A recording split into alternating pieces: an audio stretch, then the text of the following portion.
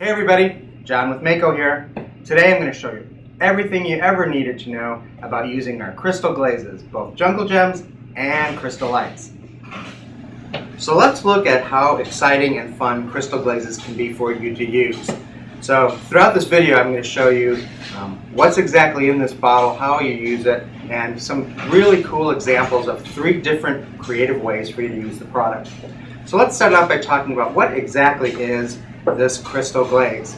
So when we package our crystal glazes, we put them either in a pint-sized jar or a 4-ounce jar, depending on how much you're going to use.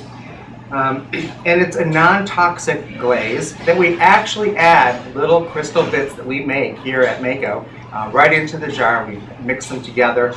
But what happens with the crystals, they're kind of heavy and they sink to the bottom of the jar. So if you look closely at the bottom of this jar, you can see how they all want to hang out at the bottom.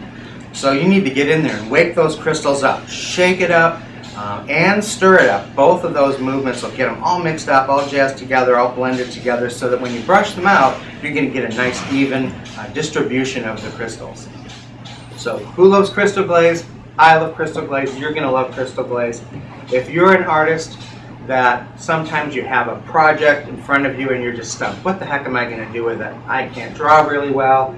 I don't know what I'm going to paint this piece with. So here's a great example of how crystal glazes can come to the rescue.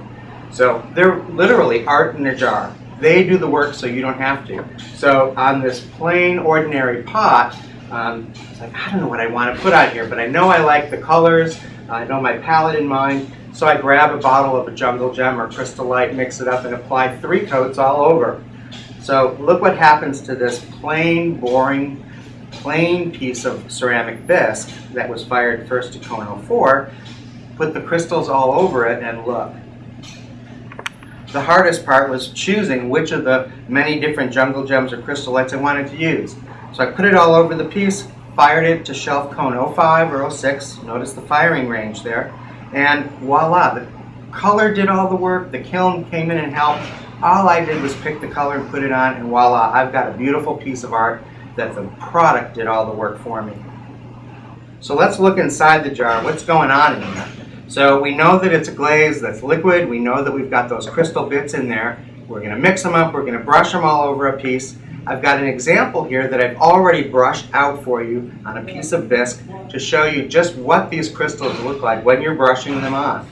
So you'll notice that the crystals, after they've been brushed out completely, how they look like little tiny rocks or little tiny crystals, but they look small now.